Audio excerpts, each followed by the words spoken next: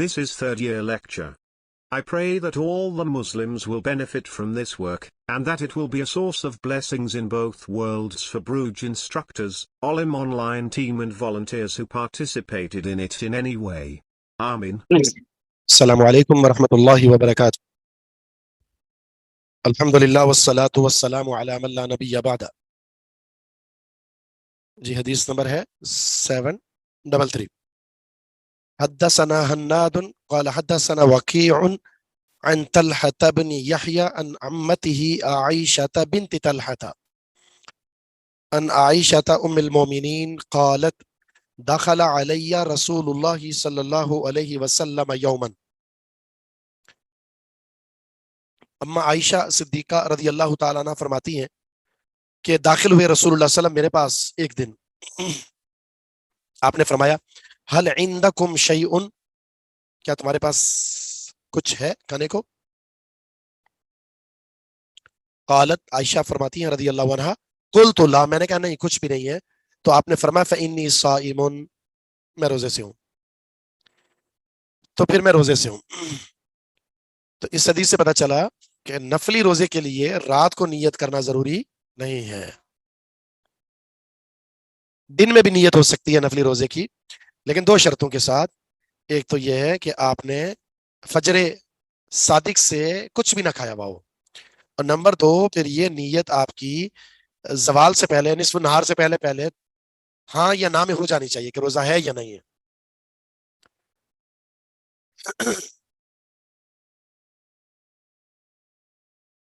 یہ شیئن پر پیش کیوں آ رہی ہے؟ شیئن مبتدا مؤخر ہے، عندکم خبر مقدم ہے، ٹھیک ہے. اور سائمن پر کیوں ہے؟ انی سائمن پر پیش کیوں آ رہی ہے؟ انا کی خبر ہے، بالکل ٹھیک ہے. 34. حدثنا محمود بن غیلان حدثنا بشر بن السری عن سفیان عن طلحة بن يحيى عن عائشة بنت طلحة عن عائشة ام المؤمنین. 734 حدیث. قالت، اما عائشہ صدیقہ رضی اللہ عنہ فرماتی ہیں کان النبی صلی اللہ علیہ وسلم یاتینی، اللہ کے رسول میرے پاس آتے، فیقول، تو آپ فرماتے عندکی غداء، کیا تمہارے پاس کھانا ہے؟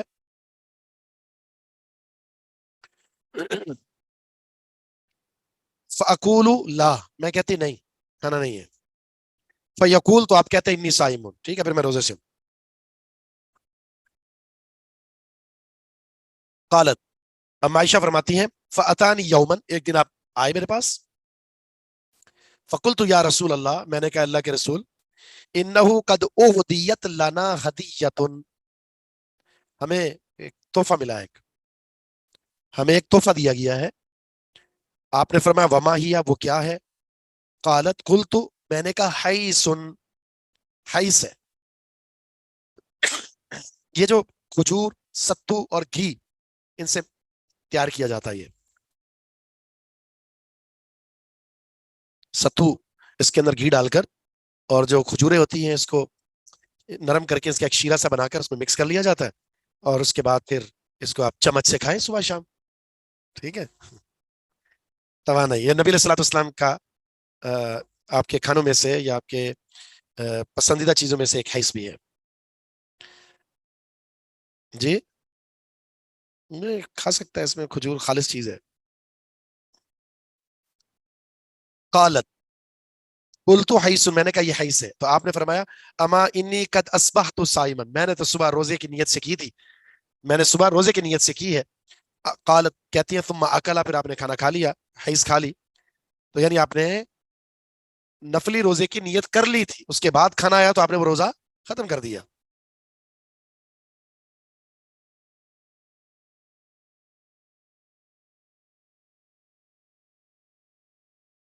جی ہاں، نیت اگر نہیں کی تو پھر تو روزہ نہیں ہو سکتا.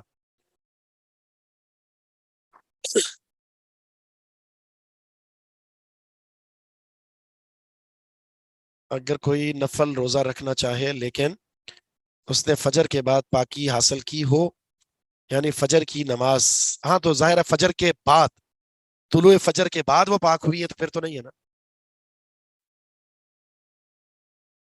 پھر تو روزہ نہیں ہے اس کا.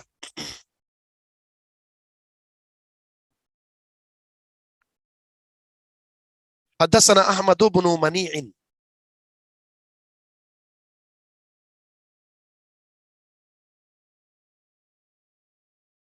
جی فرض روزے میں، جی ہاں فرض روزے میں فجر صادق سے پہلے پہلے نیت کرنی ہے آپ. فجر کاذب میں یعنی سحری کے وقت. حدثنا احمد بن منیع حدثنا كثير بن هشام قال حدثنا جعفر بن برقان عن الزهري عن عروة عن عائشة قالت كنت انا وحفصة صائمتين. ام عائشہ صدیقہ رضی اللہ عنہ فرماتی ہے کہ میں اور حفصہ دونوں روزے کی حالت میں تھے. فأريد لنا طعام، ہمیں کھانا پیش کیا گیا.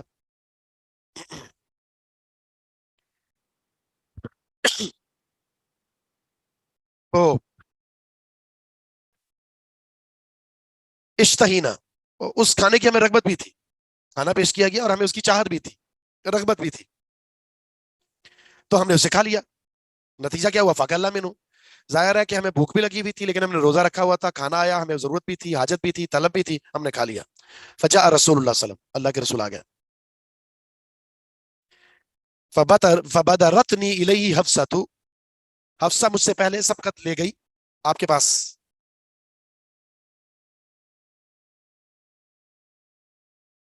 مجھ سے پہلے سبقت لے گئی یعنی پہلے چلی گئی. وکانتی بنتا ابیہا، اور وہ اپنے ابو کی بیٹی ہیں. کیا مطلب؟ عمر رضی اللہ تعالیٰ وہ بھی کام کو کرنے میں جلد باز تھے، وہ کہ یہ کام ابھی ہونا چاہیے بس. اس لیے اللہ کے رسول صلی اللہ علیہ وسلم کے ساتھ جب بھی کوئی معاملہ آتا، کسی نے گستاخی کی ہوتی تو کیا کہتے ہیں اللہ کے رسول بس مجھے ابھی اجازت دیجیے. بڑے ہی غیور تھے وہ. فقالت یا رسول اللہ، تو سیدہ حفصہ رضی اللہ تعالیٰ عنہ نے فرمایا اللہ کے رسول انا کننا صائمتین، ہم روزے کی حالت میں تھے دونوں.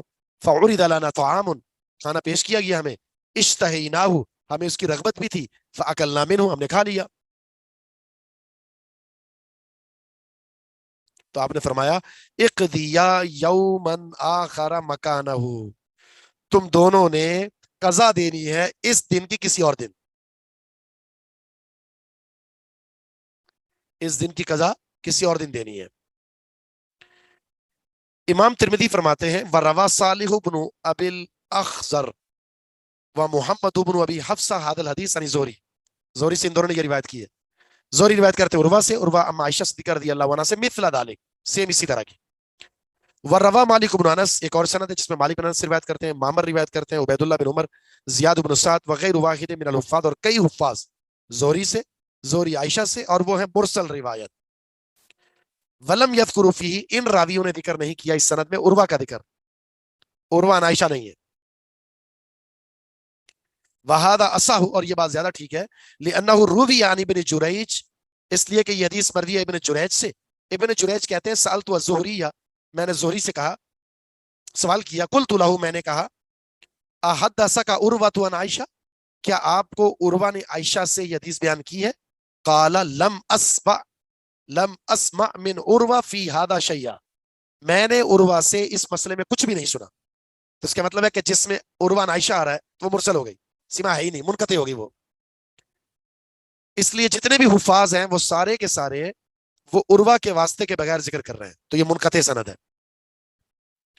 وَلَكِنِّي سَمِعْتُ فِي خِلَافَةِ سُلَيْمَانَ بْنِ عبد الملک، البتہ میں نے یہ حدیث سنی ہے سلیمان بن عبد الملک کی خلافت میں، من ناس، کچھ لوگوں سے.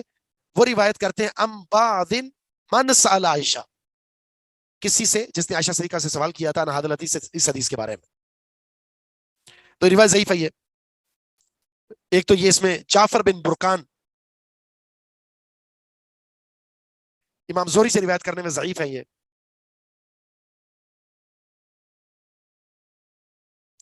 اور دوسرا یہاں سند بھی منقطع ہے کیونکہ عروہ کا واسطہ یہاں ہے ہی نہیں.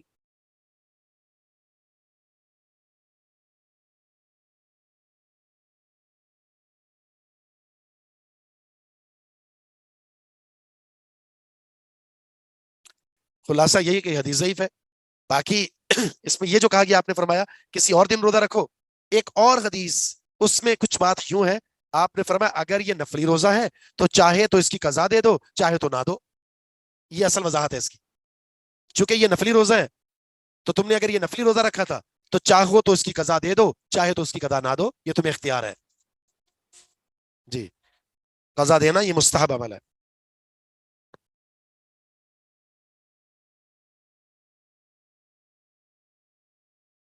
حدثنا بذلك علي بن عيسى بن يزيد البغدادي حدثنا روح بن عبادة عن ابن جريج فذكر الحديث وقد ذهب قوم من أهل العلم من أصحاب النبي صلى الله عليه وسلم, ایک قوم اہل علم کی اصحاب نبی صلی اللہ علیہ وسلم اور غیر ہی صحابہ کے علاوہ میں سے اس بات کی طرف گئی ہے, الى هذا الحدیث, اس حدیث کی طرف.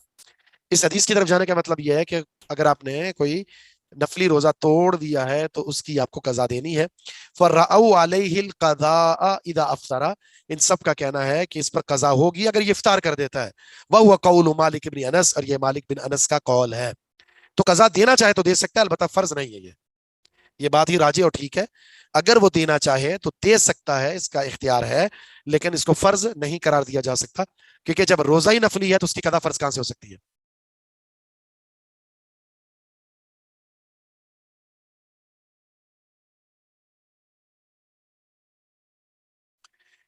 کچھ لوگ افطاری بناتے ہوئے ذرا سی زبان پر لگا کر ٹیسٹ کرتے ہیں. ہاں, اگر وہ خاتون ہے اور اس کو یہ ہے کہ اس نے چیز بنانی ہے اور اس میں نمک چیک کرنا ہے اس نے, تو ٹھیک ہے, اس میں کوئی حرج نہیں ہے. لیکن وہ صرف زبان پر لگائے, ٹیسٹ کر لے, اس کے بعد پھینک دے اس کو. لیکن اگر شوہر اس کو کچھ کہتا نہیں ہے, چاہے نمک زیادہ ہو یا کم ہو, کھا لیتا ہے چپ کر کے, پھر لگانے کی ضرورت نہیں ہے, پھر نمک ڈالے نہ ڈالے کوئی پرواہ نہیں ہے اس کو. لیکن اگر وہ اٹھا کر دیوار کے اوپر پٹکتا ہو تو پھر اس کو ضرور چیک کرنا چاہیے.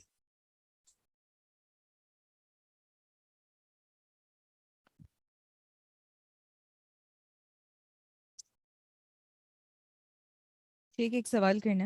جی, شیخ آپ نے کہا نا کہ نفل آپ روزہ کہاں سے آ گئی؟ بس شیخ آپ اچھا, شروع کر دیا الحمدللہ آنا. چلو ماشاء اللہ. شیخ آپ نے کہا نا کہ اگر کوئی نفل روزہ اگر توڑ دیتا ہے تو اس کی قضا چاہے تو دے دے, فرض نہیں ہے. تو کوئی حدیث ہے جو اس کی دلیل ہے کہ اگر قضا نہ دیں تو وہ فرض نہیں ہے؟ ہاں, تو جتنی بھی روایات ہیں نا قضا کے حوالے سے, جو قضا کو بیان کرتی ہیں, تو وہ ان میں سے کوئی بھی روایت صحیح نہیں ہے. خود اللہ کے رسول صلی اللہ علیہ وسلم سے نفلی روزے جو آپ نے توڑے اس کی قضا کا ذکر ہی نہیں ہے. بلکہ ایک حدیث میں نبی علیہ الصلوۃ والسلام نے اس کو صدقے سے تعبیر کیا. نفلی روزہ نفلی صدقے کی طرح, چاہو تو جاری کر دو, چاہو تو چھوڑ دو.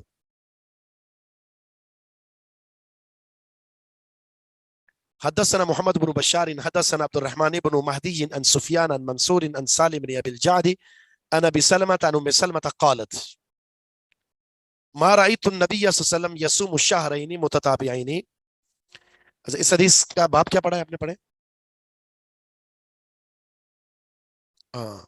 رمضان, شعبان کو رمضان کے ساتھ ملانے کے حوالے سے, کیا ان دو مہینوں کے روزے آپس میں ملا کر رکھے جا سکتے ہیں؟ تو جی ہاں, شعبان کے روزے اکثر ہوں گے, رمضان کے اکمل ہوں گے, مکمل ہوں گے. پورے روزے نہیں ہے کہ آپ شعبان کے بھی 30 کے 30 رکھ لیں اور رمضان کے بھی 30 رکھ لیں, تو ایسا نہیں ہے. شعبان کے روزے آپ زیادہ تر رکھ سکتے ہیں, پورے نہیں. جہاں بھی اللہ کے رسول کے بارے میں آتا ہے تو وہاں اکثر ہی کا معنی ہوگا. ام سلمہ فرماتی ہیں ما رأیت النبی صلی اللہ علیہ وسلم یصوم, میں نے نہیں دیکھا نبی علیہ السلام کو روزہ رکھتے ہوئے شہرین, 2 مہینوں کا متتابعین, لگاتار, الا شعبان و رمضان, مگر شعبان اور رمضان کے. تو رمضان کے مکمل ہو گئے اور شعبان کے دیگر مہینوں کے مقابلے میں سب سے زیادہ روزے ہوتے تھے. یوں لگتا جیسے اللہ کے رسول نے پورے ہی روزے رکھے, اتنے زیادہ روزے رکھتے تھے.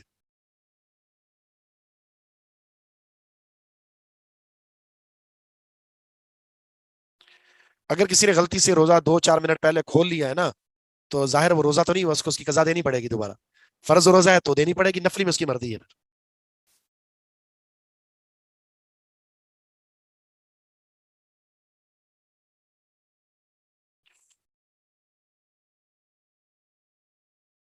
یہاں جو 2 مہینے لگاتار روزے رکھنے کا ذکر ہے, اس کا قطعاً یہ معنی نہیں ہے کہ آپ شعبان کے بھی 30 کے 30 رکھتے تھے, 29 یا 30.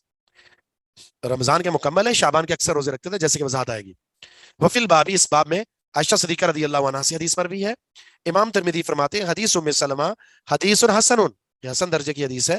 وقد روی ھذا الحدیث ایضا, یہ حدیث مروی ہے ابی سلمہ سے بھی، اور وہ روایت کرتے ہیں عائشہ سے، انہا قالت، عائشہ فرماتی ہیں رضی اللہ عنہا، ما رأیت النبی صلی اللہ علیہ وسلم فی شہر، میں نے نہیں دیکھا نبی علیہ السلام کو کسی بھی مہینے میں اکثر صیام منہ، کہ آپ اس کے روزے زیادہ رکھتے ہوں، فی شعبان، شعبان کے مقابلے میں، کسی بھی رمضان کے علاوہ کسی بھی مہینے میں شعبان سے زیادہ روزے رکھتے ہوئے میں نے رسول اللہ صلی اللہ علیہ وسلم کے کسی کو نہیں دیکھا. شعبان سے زیادہ کسی بھی مہینے میں روزے رکھتے ہوئے میں نے اللہ کے رسول کو نہیں دیکھا.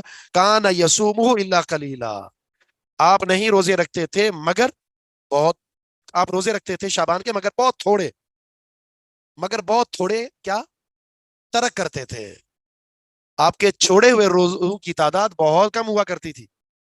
بل کان یصومہ کلہ، بلکہ آپ تو سارے ہی روزے رکھا کرتے تھے. یہ مبالغہ، اس کو کہتے ہیں مبالغہ.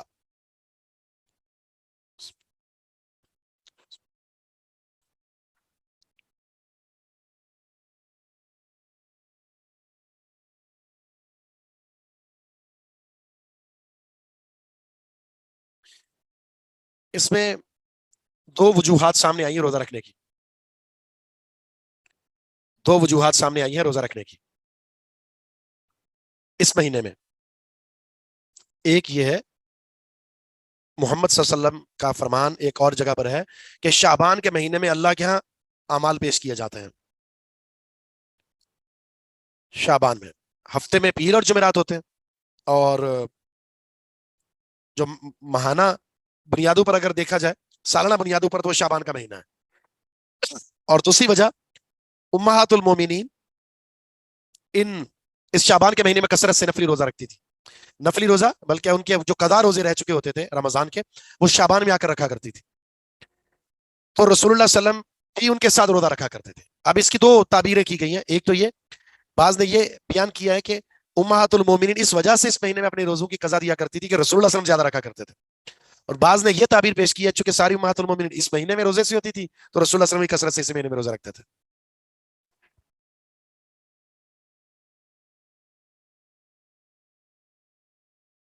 جی.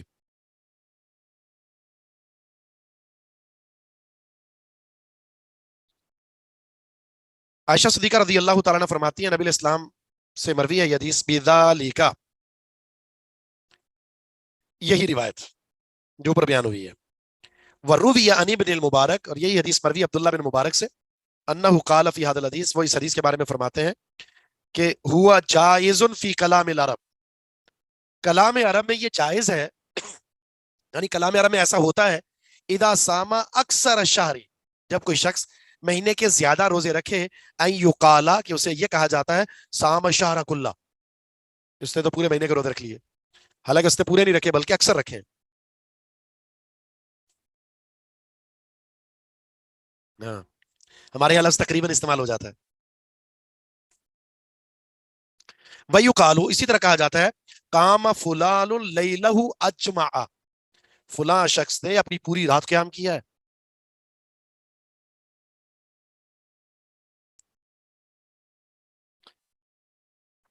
حالانکہ اگرچہ ولعل، ممکن ہے، تعشا، اس نے رات کا کھانا بھی کھایا ہو، واشتغل ببعض امرہ، اور کچھ دوسرے کام ہی نپٹائے ہوں، رات کا کھانا بھی کھایا ہو، واشتغل ببعض امرہ، اور کسی کام میں وہ مشغول بھی ہوا ہو.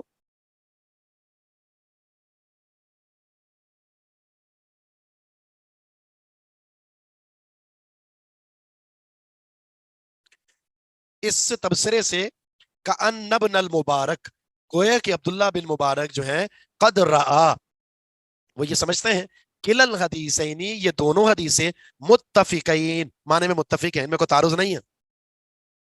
تو ایک حدیث میں پیچھے کیا گزرا تھا، نبی علیہ السلام 2 مسلسل مہینوں کے روزے رکھتے رہے، اور اس میں کیا ہے کہ رسول اللہ صلی اللہ علیہ وسلم نے کسی بھی مہینے کے مکمل روزے نہیں رکھے رمضان کے، البتہ شعبان کے اکثر رکھے، تو تعارض نہیں ہے یہ. تو اس کا معنی یہ ہے کہ عرب کے اندر یہ ہے کہ القلیل کالمعدوم، کم عدد کو شمار نہیں کرتے وہ.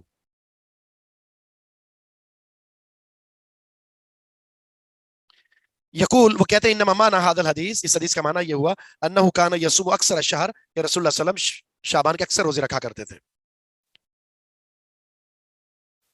امام ترمذی فرماتے ہیں وقد روا سالم ابو النضر وغیر واحد، یہی حدیث روایت کی ہے سالم ابو النضر نے اور کئی ایک نے ابو سلمہ سے، وہ عائشہ صدیقہ سے روایت کرتے ہیں، نحو روایت محمد بن عمر، جس طرح کے محمد بن عمر نے یہ روایت کی ہے، محمد بن عمر والی روایت کی طرح روایت کی ہے، جو کہ یہ جو حدیث ہم پڑھ رہے ہیں یہ والی 37 والی.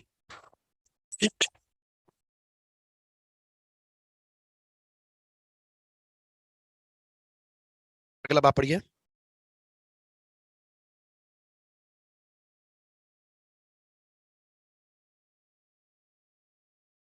جی. ناپسندیدہ ہے نصف شعبان کے بعد روزہ رکھنا رمضان کی تعظیم کے لیے.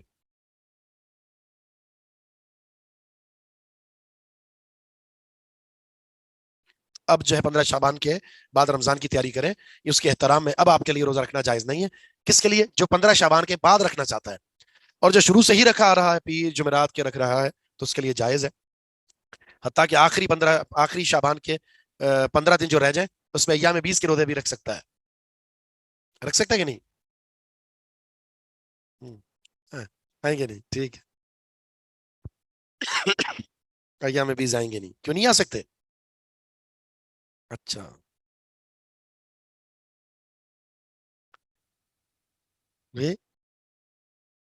15 شعبان کے بعد تو نہیں آئیں گے نا؟ نہیں، ایام 20. ہاں، یہ تو 15 تک ہو گیا نا، 15 کے بعد ایام 20 دوبارہ آئیں گے نہیں ہے نا. اب آ سکتے ہیں البتہ پیر جمعرات کی شکل میں، اس میں رکھ سکتا ہے وہ.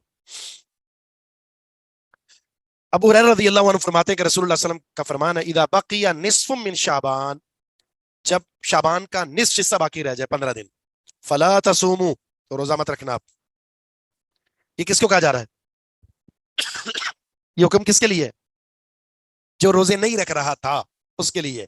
کیا 15 شعبان کے بعد روزے نہیں رکھنے آپ نے؟ ورنہ جو رکھ رہا تھا، رکھنا چاہتا ہے، اس کے لیے کوئی منع نہیں ہے. حتیٰ کہ رمضان سے ایک دن پہلے اگر پیر اور جمعرات آ جائے تو ویسے تو منع ہے، لیکن اس کے لیے جائز ہے چونکہ یہ پیر جمعرات کا روزہ رکھتا ہے. جی ٹھیک ہے. امام ترمذی فرماتے ہیں حدیث ابی ہریرہ حدیث حسن صحیح، ابو ہریرہ کی حدیث حسن صحیح درجے کی ہے. لا نعرف الا من هذا الوجه على هذا اللفظ، ہم اس حدیث کو نہیں جانتے مگر اسی سند سے اور اسی لفظ سے جانتے ہیں اس حدیث کو. ومعنى هذا الحديث عند بعض اهل العلم، اور اس حدیث کا معنی بعض اہل علم کے نزدیک یہ ہے، ان يكون الرجل مفطرا، کہ ایک آدمی روزہ نہ رکھتا ہو، مفطر ہو، روزہ رکھتا ہی نہیں ہے. فَإِذَا بَقِيَ مِن شَعْبَانَ شَيْءٌ، جب شعبان کے کچھ دن باقی رہ جائیں، أَخَذَ فِي الصَّوْمِ، روزہ رکھنا شروع ہو جائے، لِحَالِ شَهْرِ رمضان، ماہ رمضان کی تعظیم میں.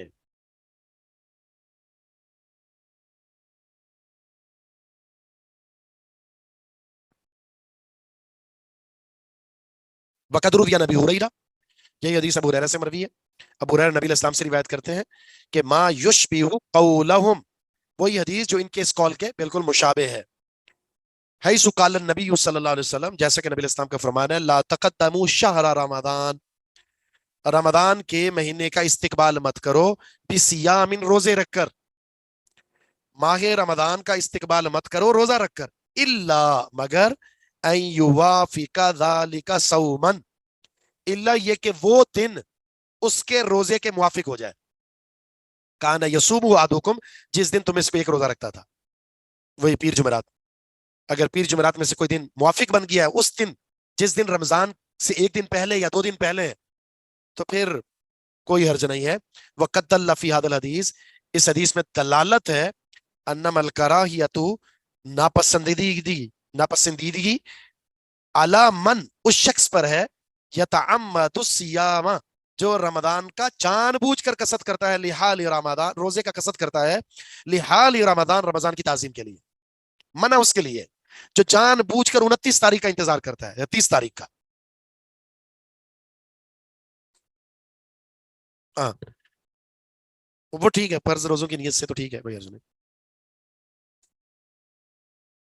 تو شعبان میں کثرت سے روزے رکھنے چاہیے، اللہ کے رسول کی سنت ہے، امہات المومنین رکھا کرتی تھی، اور یہ اعمال اللہ کی بارگاہ میں پیش کرنے کا مہینہ ہے. البتہ 15 شعبان کے بعد وہ شخص جو اس سے پہلے سویا ہوا تھا اب نہیں جاگ سکتا، جاگنے کی کوشش کرے گا پھر سلا دیں اسے، اب روزے نہیں رکھ سکتا وہ۔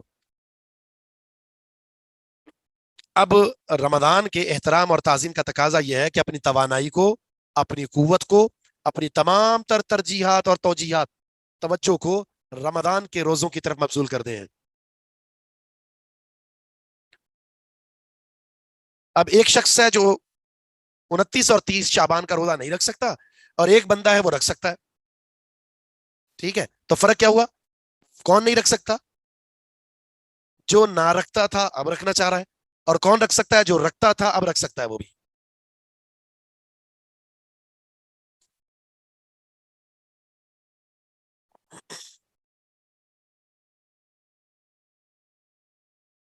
جی 15 تک رکھ سکتے ہیں، 15 تک رکھ سکتے ہیں، 15 سے 16 تاریخ ہو گئی تو نہیں رکھ سکتے۔ 15 تک اگر آپ نے رکھ لی ہے نا تو اب 15 کے بعد بھی رکھ سکتے ہیں۔ اگر آپ نے 15 سے پہلے رکھے تو 15 کے بعد بھی اجازت ہو گئی، 15 سے پہلے نہیں رکھے تو 15 کے بعد بھی اجازت نہیں ہے۔ اب صرف 15 تاریخ کا روزہ رکھنا کیسا ہے؟ یہ جائز نہیں ہے۔ 15 شعبان کا روزہ رکھنا جائز نہیں ہے کیونکہ یہ ثابت نہیں ہے، الا یہ کہ آپ ایام 20 کے روزے رکھ رہے ہیں تو رکھیں، لیکن ایک مخصوص نظریے کے ساتھ کہ رات عبادت کی ہے، دن فضیلت والا ہے، اس میں فیصلے ہوتے ہیں، اس میں قرآن اترا ہے، اس میں روحیں آتی ہیں جاتی ہیں وغیرہ وغیرہ، یہ روایات ثابت نہیں ہے۔ اس بنیاد پر قیام اور سیام اس رات کا وہ درست نہیں ہے، اور اس رات کے ساتھ پھر آپ جا رہے ہیں جناب قبرستان کی طرف، قطعا جائز نہیں ہے، بدعات اور خرافات ہے۔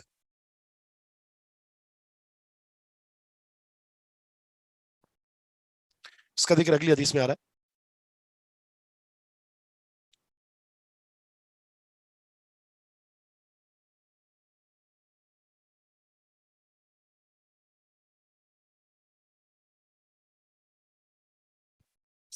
دیکھیں اگر روزے کی 5-6 سال ہو گئے، کسی عورت نے کسی شرعی مجبوری کی وجہ سے روزہ نہیں رکھا، تو ایسی عورت کے لیے اگر اس کے لیے ممکن ہے کہ اپنے چھوڑے ہوئے روزے اگر اس کو تعداد یاد ہے تو رکھ لے، نہیں رکھ سکتی تو پھر کم از کم ان کا فدیہ دے دے۔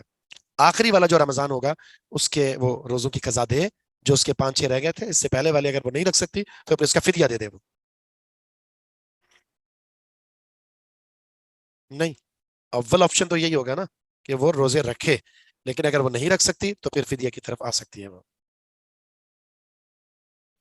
ٹھیک ہے، سبحانک اللہم و بحمدک اشہد ان لا الہ الا انت استغفرک و اتوب الیک۔ فدیہ کیا ہوگا؟ کیا ہوگا فدیہ بتائیے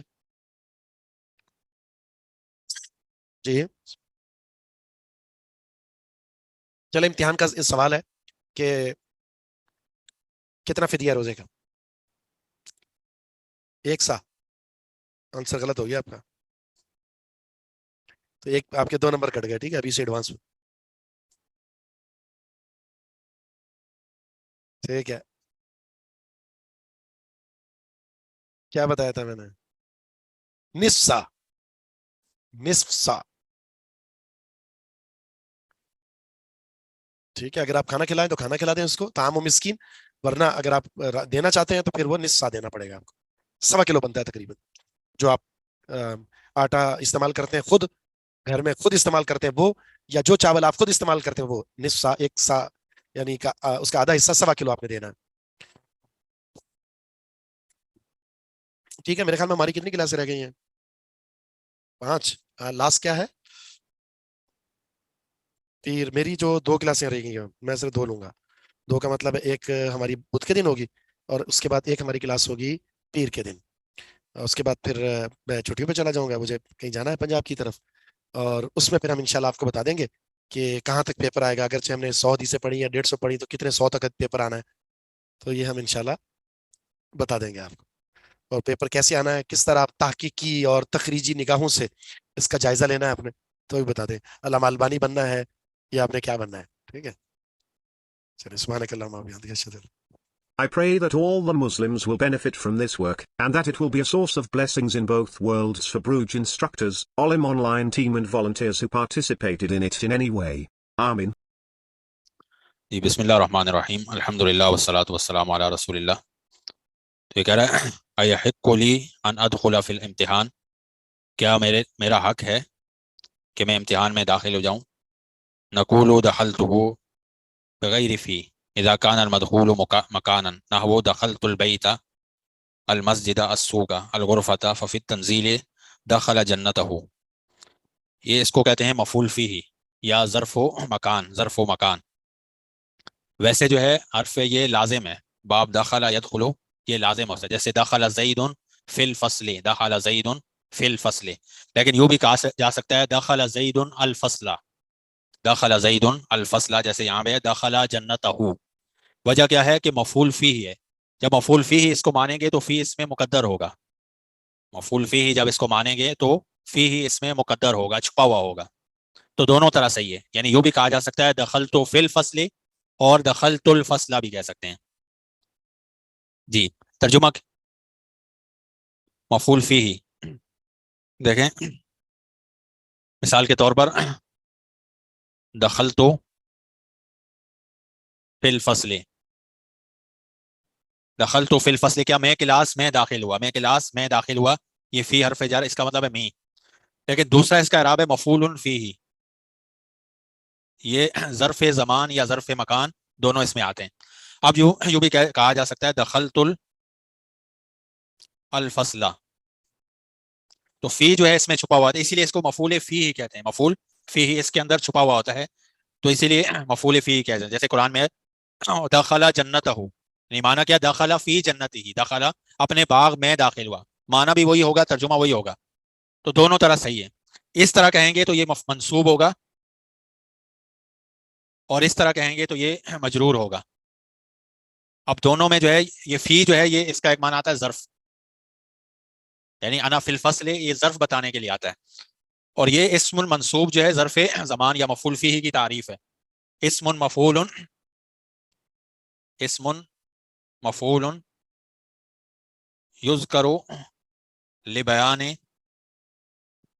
زمن الفعل او مکان ہی، ایسا اس میں منصوب، اسم منصوب،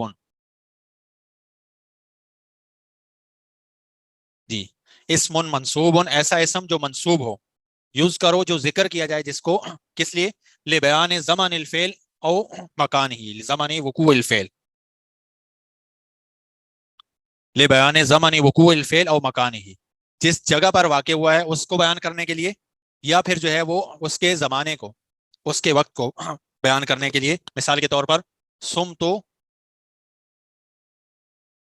یوم الخمیس، سم تو یوم الخمیس، میں جمعرات کے دن کا روزہ رکھا، تو یوں بھی ہو سکتا ہے سم تو فی یوم الخمیس، سم تو فی یوم الخمیس یا سم تو یوم الخمیس، تو یہ کیا ہوا ظرف زمان، اور یہ کیا ہوا دخلت الفصل ظرف مکان، دخلت الفصل ظرف مکان۔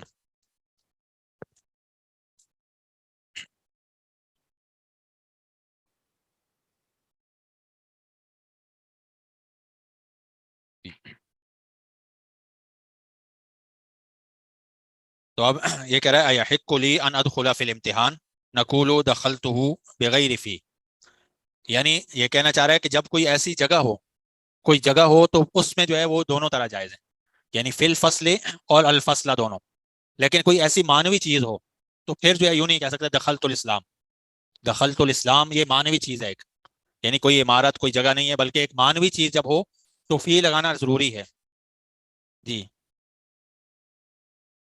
تو دوبارہ دیکھیں، ایحق لی ان ادخل فی الامتحان، کیا میرے لیے جائز ہے یا کیا میرا حق بنتا ہے، آسان الفاظ میں، ان ادخل فی الامتحان، کے امتحان میں داخل ہوں، میں امتحان میں داخل ہوں۔ امتحان بھی ایک معنوی چیز ہے، یعنی دو طرح کی چیزیں ہوتی ہیں، ایک جو ہے وہ حسی چیزیں ہوتی ہیں اور ایک معنوی، جیسے کلاس جو ہے حسی چیز ہے، یہ آپ اس کی دیواریں دیکھ رہے ہیں، سب کچھ دیکھ رہے ہیں، یہ اس کو حسی چیز کہتے ہیں۔ ایک چیز ہے معنوی چیز، ایسی چیز جو معنی میں، یعنی اس کو نظر نہ آتی ہو، جیسے روشنی ہے، اب روشنی ایک معنوی چیز ہے، اس کے اثرات نظر آتے ہیں، علم ہے ایک معنوی چیز ہے، اسی طرح اسلام جو ہے ایک معنوی چیز ہے، اسی طرح امتحان ایک معنوی چیز ہے، تو جب اس طرح ہوگا کوئی معنوی چیز ہوگی تو فی پیچھے لگانا ہوگا۔ نقول دخلتہ بغیر فی اذا کان المدخول مکانا، جب وہ جگہ جہاں پر داخل ہوا جائے وہ مکان ہو، کوئی جگہ ایسی ہو حسی چیز ہو، تو پھر کہہ سکتے ہیں دخلت البیت، میں گھر میں داخل ہوا، دخلت المسجد، یوں بھی کہہ سکتے ہیں دخلت فی البیت اور دخلت البیت، دخلت المسجد ودخلت فی المسجد، دخلت السوق ودخلت فی السوق، دخلت الغرفۃ ودخلت فی الغرفۃ۔ جی وجہ کیا ہوگی اس کی؟ جی حصی چیز ہے، مکان ہے، تو جب اس میں دونوں استعمال ہیں، دونوں طرح استعمال کیا جا سکتا ہے۔ ففی تنزیل، جیسا کہ قرآن کریم میں ہے، ودخل جنتہ، ودخل جنتہ، وہ اپنے باغ میں داخل ہوا، باغ میں داخل ہوا۔ اور دوسری جگہ پہ ودخلی جنتی، ودخلی یا ایۃ النفس المطمئنہ ارجعی الی ربک راضیۃ فادخلی فی عبادی، فادخلی فی عبادی کیوں آیا؟ کہ وہاں مکان نہیں ہے۔ ودخلی جنتی، اور جنتی یہ مفعول فی ہی کہلائے گا، جنتی مفعول فی ہی کہلائے گا۔ یہ بات واضح ہو گئی؟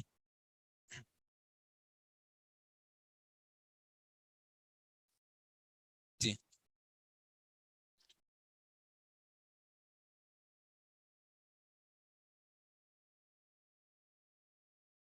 جی کہہ رہے وہ یجوز، پیچھے والے پیج 201 پہ، اس کے جو یجوز ان تدخل الظن علی ان وان المصدریتین۔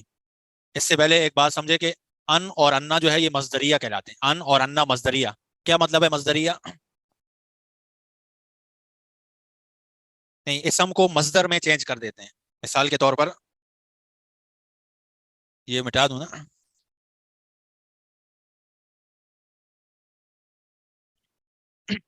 قرآن میں آتا ہے ان تصوموا خیر لکم، ان تصوموا خیر لکم۔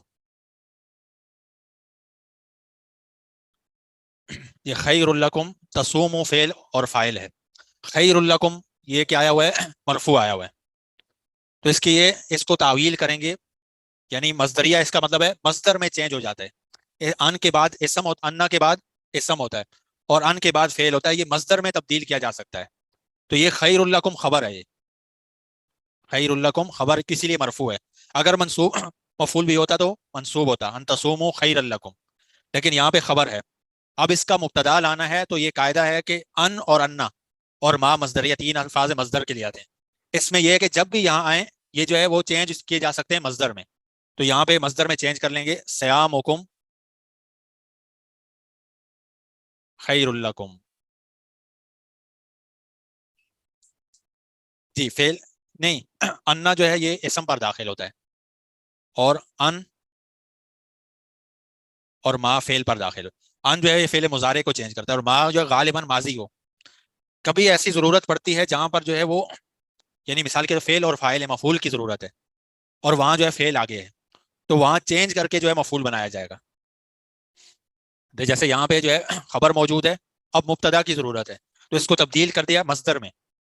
مصدر کیا ہے؟ ساما یا سومو سے سومن یا سیامن جو ہے مصدر ہے، سومکم یا سیامکم۔ اب کم کو جو کہاں سے لایا؟ یہ جو مخاطب کے لیے، تصومو تم روزہ رکھو، تو اب تبدیل ہو گیا سیامکم تمہارا روزہ رکھنا خیر لکم بہتر ہے۔ تو یہ جب بھی آئے گے وہ چینج کر دیں گے مصدر میں۔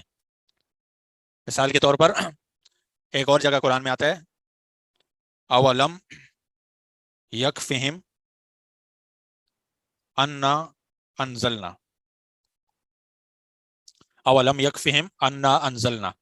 یکفی جو ہے فعل ہے، فعل مضارع مجزوم ہے، یکفی فعل مضارع مجزوم، اور ہم جو ہے مفعول بھی ہے۔ کیا ان کو کافی نہیں ہے؟ کیا چیز کافی نہیں ہے؟ فاعل، فاعل اب یہاں ذکر نہیں ہے، انا انزلنا، اولم یکفہم انا انزلنا، اب فاعل یہاں ذکر نہیں ہے، تو اس کو فاعل ضرورت ہے یہاں پہ، اور لفظ انا آیا ہوا ہے اور اس میں یہ ضمیر ہے، تو اس کو چینج کر دیں گے، اولم یکفہم تو فاعل کیا ہو جائے گا؟ انزالنا۔ اب جو انزالو فاعل بن گیا، کیا ہمارا نازل کرنا ان کو کافی نہیں ہے؟ سمجھ آگے؟ تو اس کو جہاں بھی انا ہوگا یا ان ہوگا یا ما ہوگا اس کو چینج کیا جا سکتا ہے، اس کو مصدر میں تبدیل کیا جائے، جیسے یہاں پہ انزل ینزل انزال، مصدر میں تبدیل کر دیا گیا، انا تھا تو نہ کر دیا ہمارا، اولم یکفہم انا انزلنا۔ اس کی اور بہت ساری مثالیں ہیں قرآن میں۔ تو یہاں کیا یہی بات ہو رہی ہے، ہم نے نازل کیا، کیا ہم نے انزلنا، ہم نے، بے شک ہم نے نازل کیا، اور کیا ان کو کافی نہیں ہے ہمارا نازل کرنا؟ ہلکی سی تبدیلی آتی ہے، لیکن یہ فائل اگر پوچھے کہاں ہے اس کا، یکفی فعل ہے، اس کو فائل چاہیے، تو فائل مؤول کہتے ہیں اس کو، فائل مؤول۔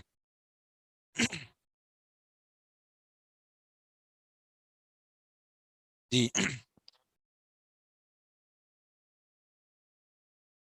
وہ تو انزلنا کا فائل ہے نا۔ جی دیکھیں صحیح، اس میں دیکھیں دو فعل ہیں، اب ایک فعل کو ایک فائل چاہیے، یکفی جو ہے یہ فعل ہے، اور انزلنا اس کو اگر اس کا فائل بنا دیں گے تو انزلنا کو کہاں سے لائیں گے؟ تو اس کو تبدیل کرنا ہے مصدر میں، انزال ہونا، تو اس صورت میں یہ فائل بن جائے گا،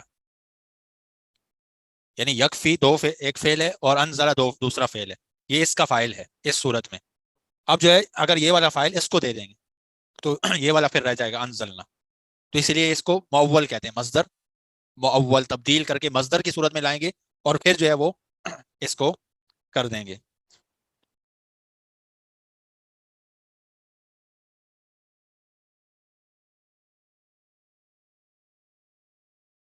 انشاءاللہ اگلے پیریڈ میں اس کی مزید مثالیں، یہ تھوڑا سا دقیق وہ موضوع ہے کہ یہ تعویل کرنا، تو کوئی سوال ہو یہاں تک تو؟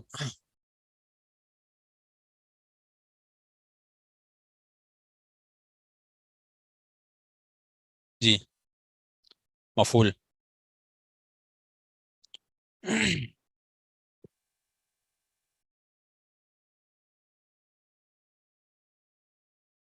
جی جی یہ ضرورت ہے، یکفی فعل ہے اور یہ مفعول بھی ہے ہم، اب اس کو فائل ضرورت ہے، تو اس ضرورت کے تحت اس کو تبدیل کیا جا سکتا ہے، وہ ایسے ہی رہے گا، آپ سے کوئی پوچھے اس کا فائل کہاں ہے تو آپ اس کو تعویل کر کے بتا دیں گے کہ یہ فائل ہے۔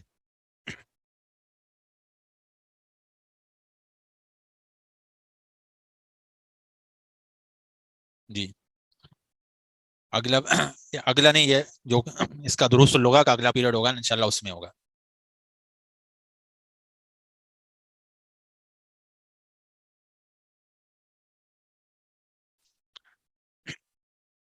یہ کتابیں بہت ساری ہیں جس میں نحو کی ترکیب ہے، اس میں ایک قواعد الاعراب کے نام سے ایک کتاب ہے عربی میں، لیکن ساری عربی میں ہے، المنہاج فی قواعد الاعراب، اس کے اندر اس میں سیکھی جا سکتی ہے۔ جی فی قواعد الاعراب۔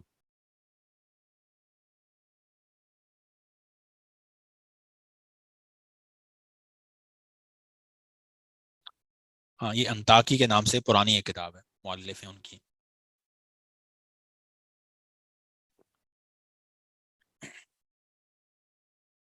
یہ باقی انشاءاللہ اس کو مصدر مؤول ہے، اگلے پیریڈ میں انشاءاللہ اس کی وضاحت کریں گے، جس کو سمجھ نہیں آیا انشاءاللہ یعنی بدھ کے دن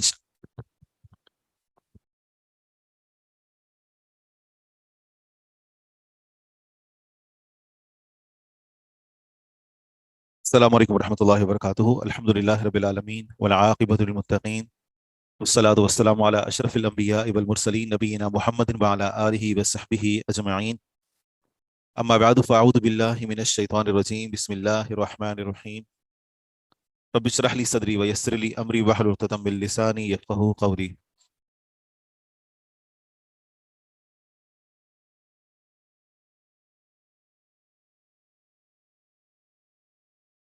حدیث کا نمبر ہے 1548، یہیں سے پڑھیں گے۔ عن جابر رضی اللہ عنہ قال كنا مع النبي صلی اللہ علیہ وسلم بنخل والعدو بیننا وبین القبلہ۔ آسان حدیثیں ہیں۔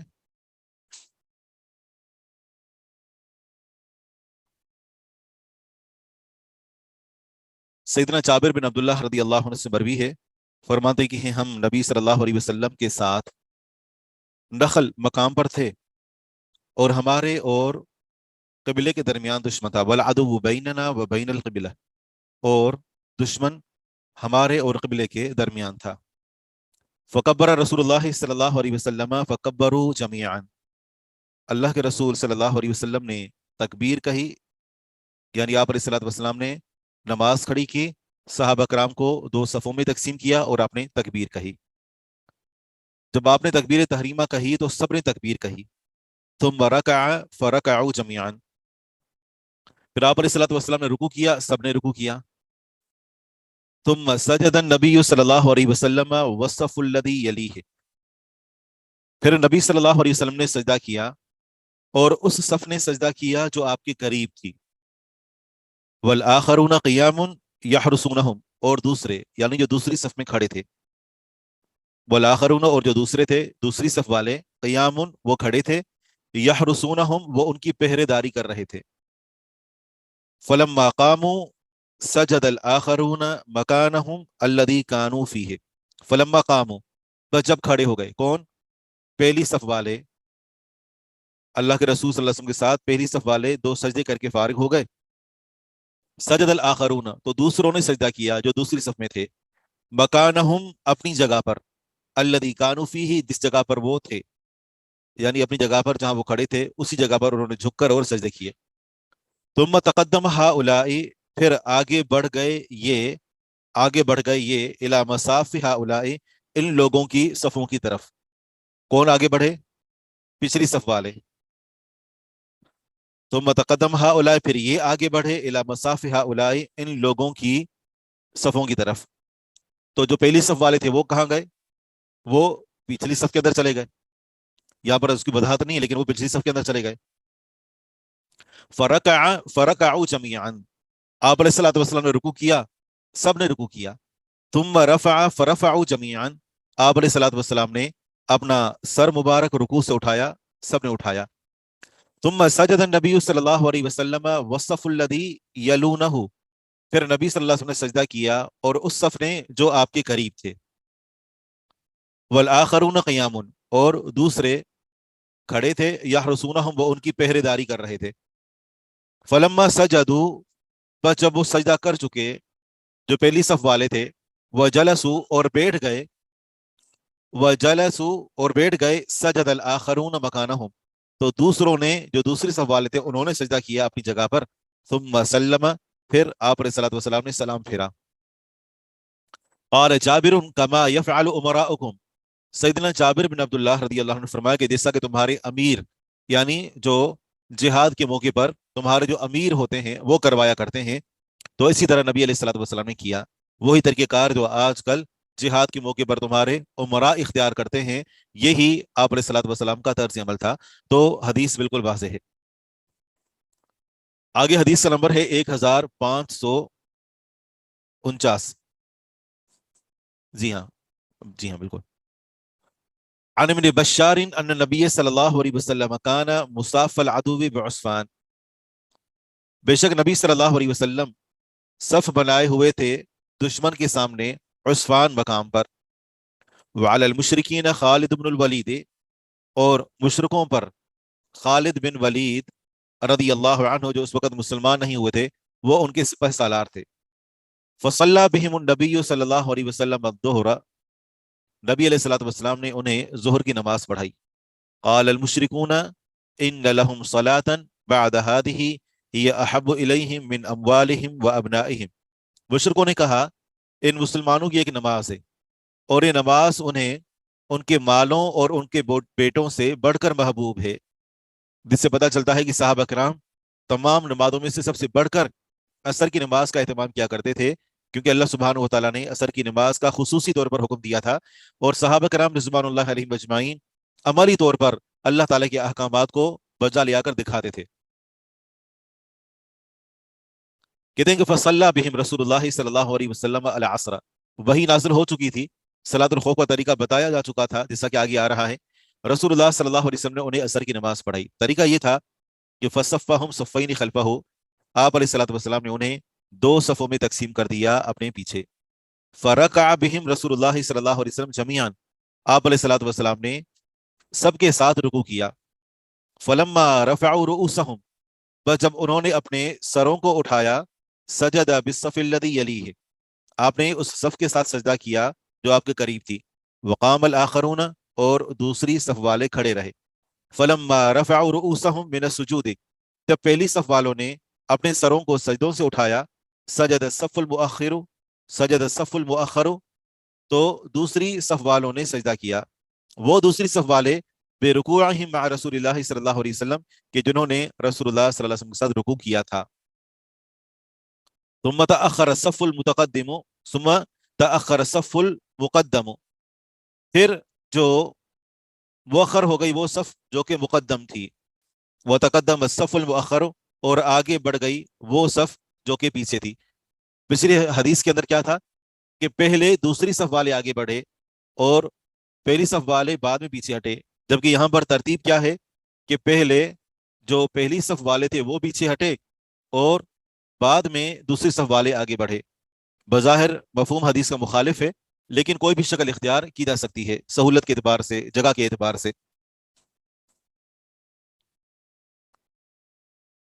فقام کل واحد منہم فی مقام صاحبہ، ان میں سے ہر ایک اپنے ساتھی کی جگہ پر کھڑا ہو گیا، ان میں سے ہر ایک اپنی ساتھی کی جگہ پر کھڑا ہو گیا، یعنی آگے والے اپنے پیچھے جا کر اپنے ساتھیوں کی جگہ پر کھڑے ہو گئے۔ ثم رکع بہم رسول اللہ صلی اللہ علیہ وسلم جميعا، پھر آپ علیہ الصلوۃ والسلام نے سب کے ساتھ رکوع کیا۔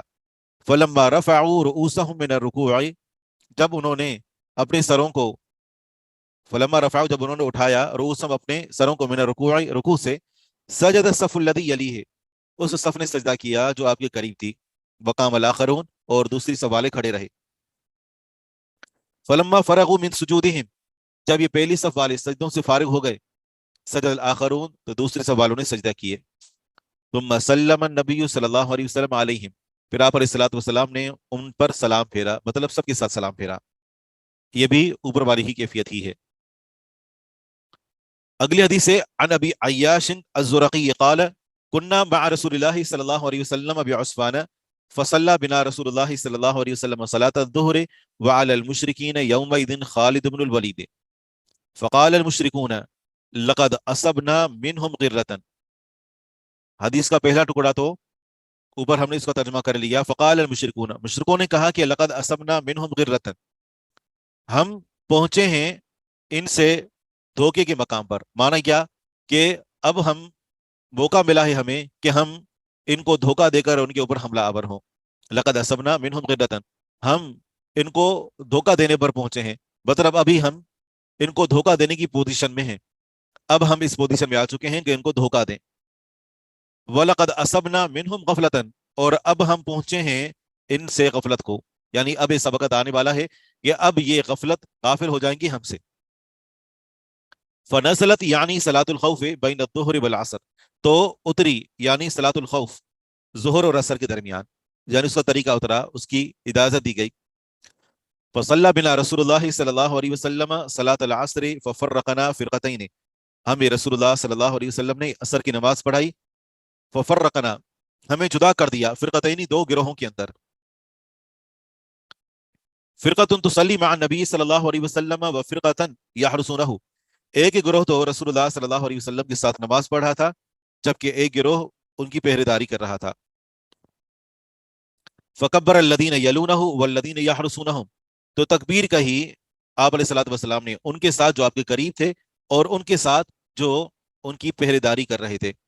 ثم رکع، پھر آپ علیہ الصلوۃ والسلام نے جب رکوع کیا، فرکع ہؤلاء، تو انہوں نے رکوع کیا جو آپ کے پیچھے تھے، واولئک، اور ان نے جو ان کی پہرے داری کر رہے تھے، جمیعاً سب کے سب۔ ثم سجد الذین یلونہ، پھر آپ علیہ الصلوۃ والسلام نے سجدہ کیا ان لوگوں کے ساتھ کہ جو آپ کے قریب تھے، وتأخر ہؤلاء والذین یلونہ وتقدم الآخرون فسجدوا۔ اب یہاں پر کیفیت کے اندر فرق ہے۔ فرق یہ ہے کہ پچھلی دو حدیثوں میں ہم نے پڑھا کہ پہلی صف والوں نے پہلے نبی علیہ الصلوۃ والسلام کے ساتھ رکوع کیا اور سجدہ کیا، اور سجدے کے بعد جب وہ اٹھ کھڑے ہوئے تو پھر پچھلی صف والوں نے اپنی جگہ پر سجدہ کیا، پھر اٹھ کھڑے ہوئے اور بعد میں انہوں نے جگہ تبدیل کی۔ یعنی جگہ کی تبدیلی پچھلی حدیثوں میں جو مذکور ہے وہ کب ہوئی تھی؟ سجدوں کے بعد، لیکن یہاں پر جگہ کی تبدیلی جو ہے نا وہ رکوع کے بعد ہے۔ اگر جہاں پر کسی راوی کو اختلاط ہوا ہے تو نماز کا طریقہ کار وہی ہے جو اوپر ہم نے پڑھا، اور اگر اختلاط نہیں ہے تو مانا کہ یہ نماز کا ایک اور طریقہ ہے کہ آپ علیہ الصلوۃ والسلام نے سب کے ساتھ رکوع کیا، جب رکوع سے اٹھ کھڑے ہوئے سجدے کی باری آئی تو آگے والے پیچھے چلے گئے، پیچھے والے آگے چلے گئے، اور پیچھے والوں نے پہلے آ کر سجدہ کیا۔ جب سجدہ کیا آپ علیہ الصلوۃ والسلام کے ساتھ اٹھ کھڑے ہوئے تو پھر جو پیچھے کھڑے ہوئے تھے انہوں نے اس کے بعد سجدہ کیا، اور جب اٹھ کھڑے ہوئے سب کے سب تو اس کے بعد آپ علیہ الصلوۃ والسلام نے سورہ فاتحہ پڑھی اور جو پڑھنا تھا وہ پڑھ لیا۔ اس کے بعد جب رکوع میں گئے، دونوں صفیں رکوع میں گئیں، اور رکوع سے اٹھ کر جب سجدے کی باری آئی تو پیچھے والے آگے آ گئے اور آگے والے پیچھے چلے گئے۔ تو یوں جو وہ ترتیب بنتی ہے वाज़ेह है ये। सुम्मा रकअ फरकअ हाउलाई व उलाइका जमीअन, फिर आप अलैहिस्सलातु वस्सलाम ने रुकू किया, या भी पहला रुकू है, तो आप अलैहिस्सलातु वस्सलाम के साथ रुकू किया, इन्ने और उन्होंने, सब के सब। तुम्मा सजद अल्लज़ीना यलूनहु, फिर सजदा किया उन लोगों ने जो आपके करीब थे, व तअख्खर हाउलाई, और ये पीछे हट गए, वल्लज़ीना यलूनहु, और जो आपके करीब थे, व तक़द्दम अल आखरून, और जो पीछे थे वो आगे बढ़ गए, फसजदू, उन्होंने सजदा किया। तो मकाम, फिर आप अलैहिस्सलातु वस्सलाम दूसरी रकअत में खड़े हुए, फरकअ बिहिम जमीअन, आप अलैहिस्सलातु वस्सलाम ने रुकू किया सबके साथ। अत्तानियत बिल्लदीन यलूनहु व बिल्लदीन यहरुसूनहु, ये रुकू दूसरा था, किनके साथ? बिल्लदीन यलूनहु, उनके साथ जो आपके करीब थे, वल बिल्लदीन यहरुसूनहु, और उनके साथ जो उनकी पहरेदारी कर रहे थे, जो आप अलैहिस्सलातु वस्सलाम की पहरेदारी कर रहे थे। थुम्मा सजद बिल्लदीन यलूनहु, फिर आप अलैहिस्सलातु वस्सलाम ने सजदा किया उनके साथ जो करीब थे। करीब कैसे थे उसके आगे तरतीब ये बता रहे हैं। थुम्मा तअख्खरू, फिर जो अगली सफ वाले थे वो पीछे हट गए। फ़क़ामू फ़ी मसाबिफ़ अस्हाबिहिम, वो खड़े हो गए अपने साथियों की सफों में। व तक़द्दमल आखरून, और जो पीछे वाले थे वो आगे बढ़ गए। फसजदू, उन्होंने सजदा किया। ये जो पहले लफ्ज ये है ना कि सफा नंबर ये जो 235 के आखिर में है, तुम सजदा बिल्लदीन यलूनहु, ठीक है ना, तो सफा नंबर 235 के आखिर में तुम सजदा बिल्लदीन यलूनहु, तो ये लफ्ज उन्होंने पहले जिक्र कर दिया है कि आप अलैहिस्सलातु वस्सलाम ने सजदा किया उनके साथ जो करीब थे। फौरन सजदे में नहीं गए, बल्कि क्या तरीकेकार था कि पिछली सफ वाले आगे आए और उनके साथ सजदा किया, जैसा कि हमने आपको तरतीब बता दी। वह तक़द्दमल आखरून, और पिछली सफ वाले आगे बढ़े। फसजदू, बस उन्होंने सजदा किया। तुम सल्लम अलैहिम, फिर आप अलैहिस्सलातु वस्सलाम ने उनके ऊपर सलाम फेरा।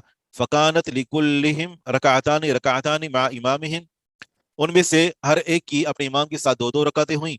वसल्ला मर्रतन बिअर्द बनी सुलैम, अर्द बनी सुलैम में आप अलैहिस्सलातु वस्सलाम ने उन्हें सलातुल खौफ एक मरतबा पढ़ाई। वाज़ेह है तरीक़ेकार? जो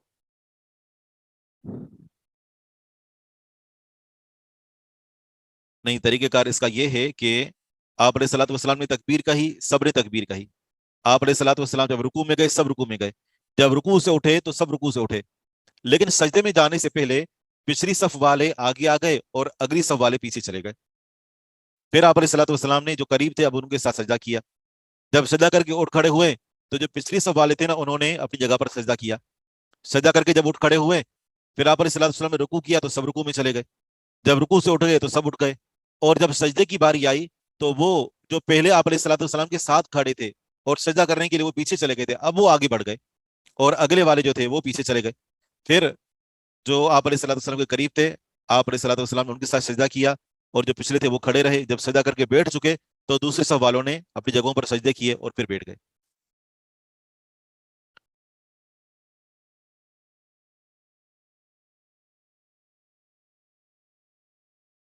जी जी, हरकत में है, जी हाँ।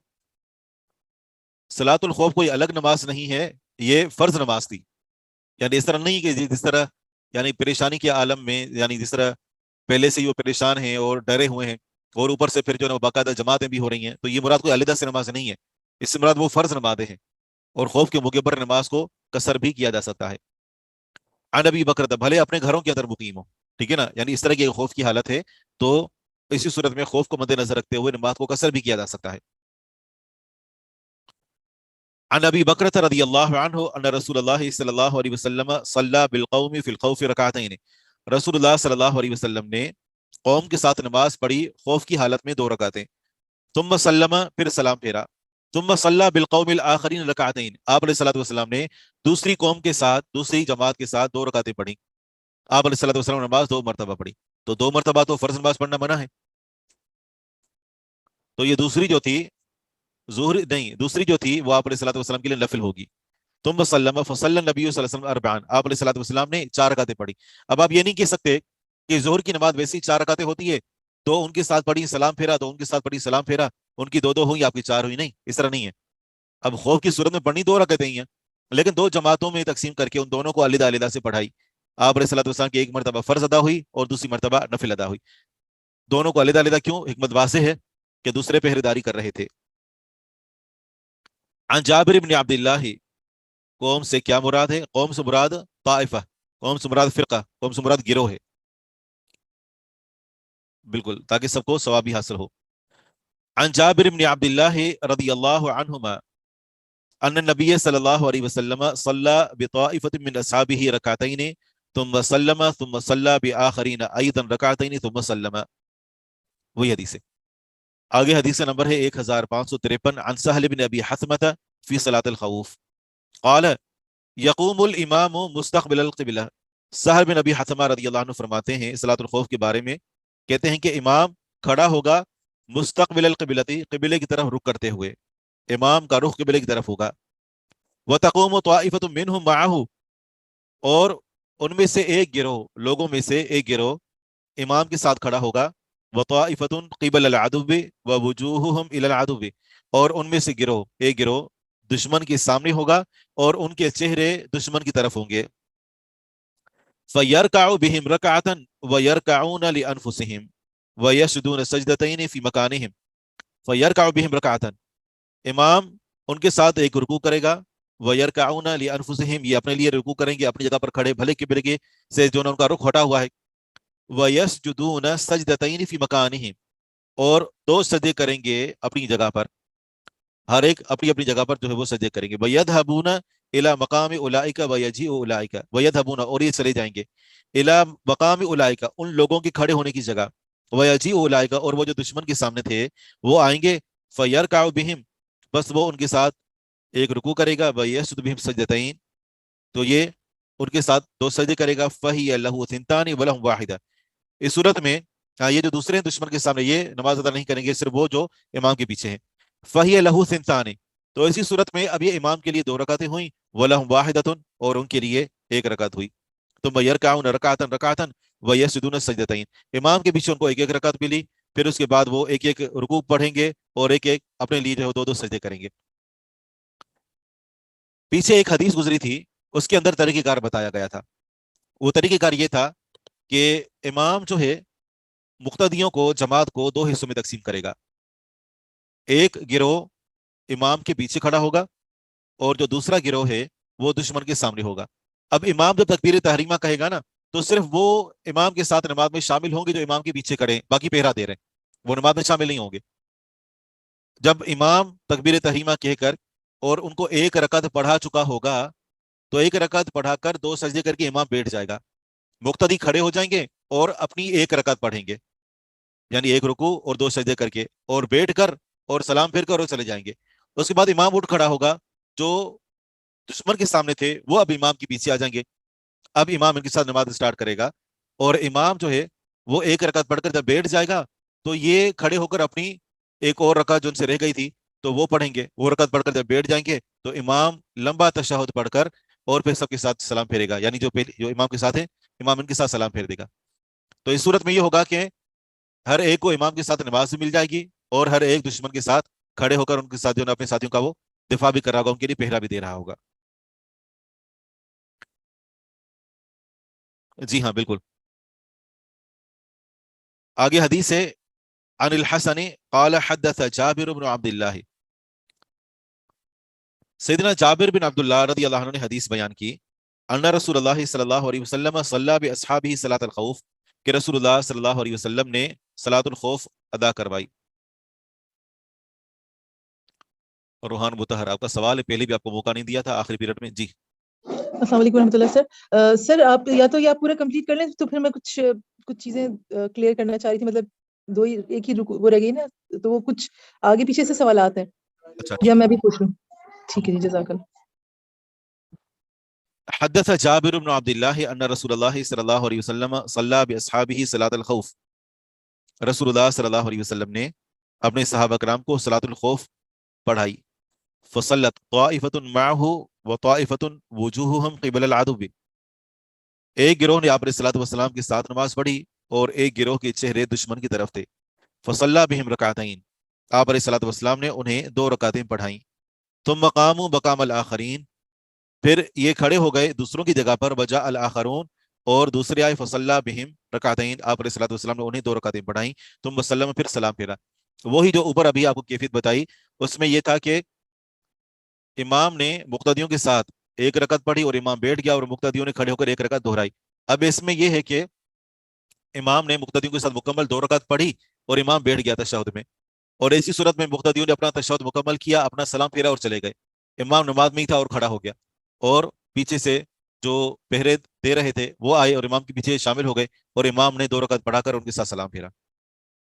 امام کی 4 ہوئی اور مقتدیوں کی 2. شیخ ایک سوال پوچھ لوں؟ جی. شیخ ابھی پچھلی حدیث میں ہم نے پڑھا نا کہ ایک تو وہ گروپ تھا جو آپ صلی اللہ علیہ وسلم کے ساتھ ہی کھڑا ہوا تھا تو وہ ساتھ میں نماز پڑھا تھا، اور ایک پیچھے تھا، تو دونوں جو ہے وہ ساتھ میں تکبیر بھی پڑھ رہے تھے اور رکوع میں بھی ساتھ میں جا رہے تھے. نہیں ایسا نہیں ہے. پیچھے شیخ ابھی یہی پڑھا نا؟ اوپر والی حدیث جو تھی نا، جی اوپر والی حدیث جو 1553 اس کی بات کر رہے ہیں، 553. اس سے جی پہلے والی. جی شیخ ابھی یہ جو 2 سے 3 حدیثیں جو ہم نے ساتھ میں ہی پڑھی نا کہ جی. دونوں گروہ جو ہے وہ ساتھ میں تکبیر بھی کر رہے تھے اور رکوع میں بھی جا رہے تھے، بس سجدے میں یہ تھا کہ وہ اپنی صفیں آگے پیچھے کر رہے تھے، یہ والی صحیح. حدیث کی میں جی ہاں بات کر رہی ہوں. ٹھیک ہے. تو اس صورت میں شیخ جیسے جو پہلی والی صف ہے اور جو پیچھے والی صف ہے، سب کا قبلہ رو ہونا ضروری ہے نا؟ اس صورت میں جب دشمن سامنے ہو، اگر دشمن سامنے نہیں ہے بلکہ دشمن قبلے کی سمت سے ہٹ کر ہے تو وہیں پر وہ کھڑے ہو کر بھی نماز ادا کر سکتے ہیں. قبلے سے رخ اگر ہٹ بھی جائے تو پھر بھی کوئی حرج نہیں ہے. اچھا صحیح. اس باب کی آخری حدیث ہے عن ابی بکرۃ رضی اللہ عنہ عن نبی صلی اللہ علیہ وسلم انه صلى صلاة الخوف بالذین خلفه رکعتین والذین جاءوا بعد رکعتین. نبی صلی اللہ علیہ وسلم نے صلاۃ الخوف پڑھائی ان کو جو آپ کے پیچھے تھے 2 رکعتیں، اور ان کو جو بعد میں آئے 2 رکعتیں. فکانت للنبی صلی اللہ علیہ وسلم 4 رکعات ولہؤلاء رکعتین رکعتین. نبی علیہ الصلوۃ والسلام کی 4 رکعتیں ہوئیں اور ان سب کی 2 رکعتیں. جی.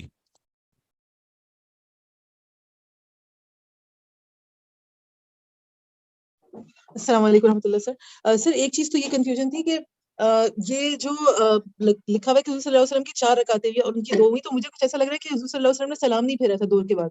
یہ بات صحیح ہے؟ جی ہاں، اس کی 2 کیفیتیں ہیں. پیچھے تو ایک تو یہ تھی کہ آپ علیہ الصلوۃ والسلام نے سلام پھیرا تھا، جس طرح حدیث ہے 1551. اس میں یہ ہے کہ صلی بالقوم فی الخوف رکعتین ثم سلم ثم صلی بالقوم الاخرین رکعتین ثم سلم. اس میں آپ علیہ الصلوۃ والسلام نے سلام پھیرا تو آپ کی فرض 2 رکعتیں ہوں گی، اور جو دوسری 2 اضافی پڑھائیں تو وہ نفل ہوں گی. جبکہ یہاں پر آپ علیہ الصلوۃ والسلام کی 4 رکعتیں ہوئیں اور آپ نے 4 رکعتیں اکٹھے پڑھا دی، یعنی آپ علیہ الصلوۃ والسلام بیچ میں سلام نہیں پھیرا. دونوں طریقے صحیح ہیں. اچھا سر، ایک یہ ہو سکتا ہے کہ ہم تھوڑا سا خود ہی سے آپ کو بتائیں کہ کیا طریقے ہم نے پڑھے، ایسا ہو سکتا ہے؟ اگر آپ کے ذہن میں ہے تو سر مطلب یہ کہ ہمیں کچھ سیکھا بھی ہو، میں اس وجہ سے کہہ رہی ہوں کہ تھوڑا سا ایسا لگ رہا ہے مکس ہو گیا ہے. تو سر میں ایک دو طریقے آپ کو بتا سکتی ہوں. جی ہاں بتائیے. ہم چاہ رہے تھے کہ ہم اس کو بھی کتاب صلاۃ العیدین کو شروع کریں. ایک طریقہ بتائیے پھر ہم سٹارٹ کرتے ہیں. اچھا سر، ایک تو یہی آسان طریقہ ہے کہ 2 رکعتیں پڑھ لی سلام پھیر کے، ایک فرض ہو گیا، ایک نفل ہو گیا، امام کی 4 ہوگی. ایک یہ طریقہ ہے جو 4 ایک ساتھ پڑھ لی ہیں، امام کی 4 ہوئی. اب آپ یہ مجھے ویسے سمجھ نہیں آیا کہ آپ نے کہا تھا کہ وہ پھر اس کی 2 جو ہے بعد والی وہ ہونی ہے، نفل ہونی ہے. تو یہ تو 4 ملا کے پڑھی ہے، تو اس میں کیسے نفل ہوں؟ نہیں، اس صورت کی بھی ہم نے ذکر نہیں کیا. جب سلام پھیریں گے تو اس صورت میں جو بعد والی 2 ہوں گی وہ نفل ہوں گی، اور اگر 4 اکٹھی پڑھ رہے ہیں تو پھر یہ کہ جو نماز مکمل ہے، جو رباعی نماز ہے، وہ تو ہوتی ہی 4 رکعتیں ہیں نا. تو اس صورت میں امام نے مکمل گویا کی نماز پڑھی. اس میں یہ نہیں کہیں گے کہ اس کی 2 رکعتیں نفل ہیں.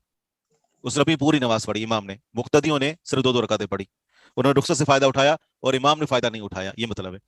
ٹھیک ہے سر، جزاک اللہ. بارک اللہ. کتاب الصلاۃ العیدین. عید کا کیا معنی ہوتا ہے؟ جی صحیح.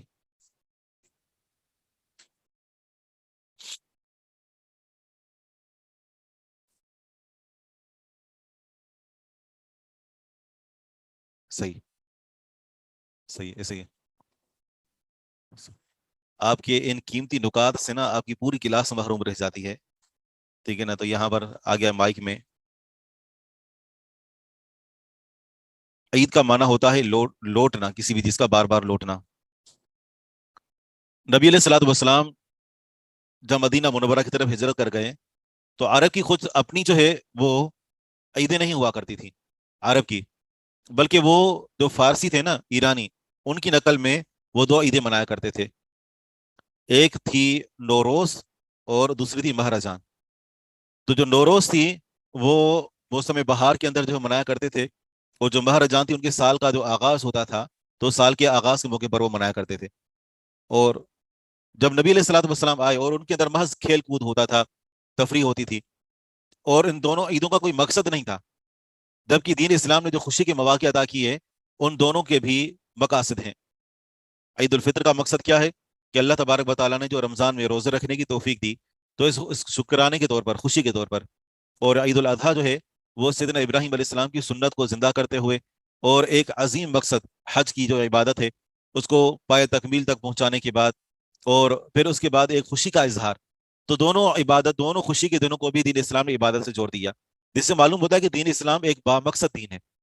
محض سیر و تفریح اور محض کھیل کود دین اسلام کے اندر اگر اس کا تصور ہے بھی صحیح تو اس کے پیچھے بھی ایک مقصد دیا گیا ہے۔ اسی بنا پر دین اسلام کے اندر وہ تمام کھیل حرام ہیں، وہ تمام کام کہ جو محض وقت کے ضیاع کا سبب بنتے ہوں، بھلے اس کے اندر جوا نہ بھی ہو، لیکن وہ جو محض وقت کے ضیاع کا سبب بنتے ہیں تو وہ دین اسلام کے اندر حرام ہے۔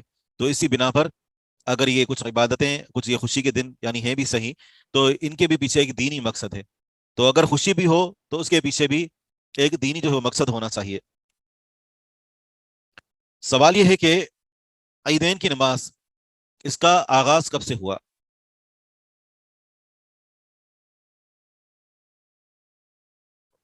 آج کل جو نیو ایئر منایا جاتا ہے اس کا مہرجان وہ فارسیوں کا سال تھا، یہ ایک الگ ہے، یہ تو عیسائیوں کا ہے۔ جی ایران میں مناتے ہیں، جی ہاں صحیح۔ تو یہ عید کا آغاز ہوا تھا، پہلی عید جو پڑھی گئی تھی وہ سن 2 ہجری کے اندر، رمضان کے بعد، یعنی سب پہلی عید جو تھی عید الفطر کے طور پر وہ منائی گئی تھی 2 ہجری میں۔ کتاب صلاۃ العیدین، یہ کتاب ہے عیدین کی نماز کے بارے میں۔ عن انس بن مالک رضی اللہ عنہ قال کان لأہل الجاہلیت یومان فی کل سنۃ یلعبون فیہما۔ انس بن مالک رضی اللہ عنہ سے مروی ہے، فرماتے ہیں کہ اہل جاہلیت کے 2 دن تھے ہر سال میں، اور وہ ان دونوں دنوں کے اندر کھیلا کرتے تھے۔ فلما قدیم النبی صلی اللہ علیہ وسلم المدینہ قال، جب نبی علیہ الصلوۃ والسلام مدینہ منورہ آئے تو فرمایا کہ کان لکم یومان تلعبون فیہما، کہ تمہارے لیے 2 دن تھے جس میں تم کھیلا کرتے تھے۔ وقد ابدلکم اللہ بہما خیرا منہما، اللہ تعالیٰ نے تمہیں اس کے عوض دیے ہیں جو 2 دن جو ان دونوں سے بہتر ہیں، اور وہ دونوں یوم الفطر و یوم الاضحیٰ، یہ دونوں دن ہیں۔ اور ان دونوں دنوں کے اندر کھیل کود جو کہ جائز ہو اسے منع نہیں کیا گیا۔ باب الخروج الی العیدین من الغد، یہ باب اس بیان میں کہ عیدین کے لیے دوسرے دن نکلنا، یہ اس صورت میں ممکن ہے کہ مثال کے طور پر یعنی چاند نظر آ گیا تھا لیکن لوگوں کو پتہ نہیں چلا، اور گواہیاں بعد میں آئیں کہ چاند نظر آ چکا تھا، کچھ لوگوں نے روزہ بھی رکھا ہوا ہو، تو ایسی صورت میں وہ روزے کو توڑ دیں گے اور دیکھیں گے کہ وقت کیا ہو رہا ہے۔ اگر زوال کے قریب قریب ہے یا زوال ہو چکا ہے تو اسی صورت میں عید جو ہوگی وہ اگلے دن ہوگی، اور اگر زوال سے پہلے اور لوگ جمع ہو سکتے ہیں، لوگوں کو جمع کرنا ممکن ہے، مثلا سورج شروع ہونے کے فوراً بعد یہ اطلاع آ گئی تو روزوں کو توڑ کر اور اسی دن نماز عید ادا کی جائے گی۔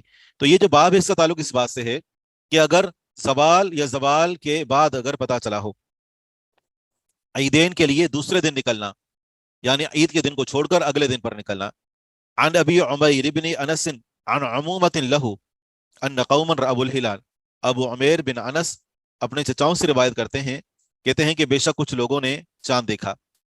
فأتوا النبی صلی اللہ علیہ وسلم فأمرهم ان یفطروا بعد مرتفع النہار، آپ علیہ الصلوۃ والسلام نے صحابہ کرام کو حکم دیا کہ وہ افطار کرنے، روزوں کو کھول دیں بعد اس کے کہ دن بلند ہو چکا تھا۔ یہ نہیں کہ چلو روزہ تو رکھا ہی ہے اب اس کو مکمل کرو، یہ نہیں، عید کے دن روزہ رکھنا منع ہے، لیکن عید کی نماز کا وقت اب چونکہ گزر چکا ہے یا پھر یہ کہ لوگوں کو جمع کرنا وہ دشوار ہے، تو حکم یہ دیا وَأَن يَخْرُجُوا إِلَى الْعِيدِ مِنَ الْغَدِ، کہ وہ نکلیں عید کی طرف دوسرے دن، یعنی عید کے دن کو چھوڑ کر دوسرے دن عید کی نماز کے لیے نکلیں۔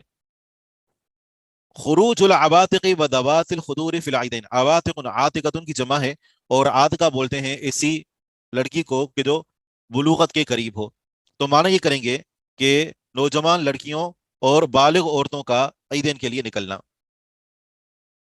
ویسے وہ جوان نہیں ہوتی لیکن جب بلوغت کے قریب ہوتی ہے تو ہمارے لیے کوئی خاص اس کے لیے لفظ نہیں ہے، لڑکیوں کا اور پردہ نشین خواتین کا عیدین کے لیے نکلنا۔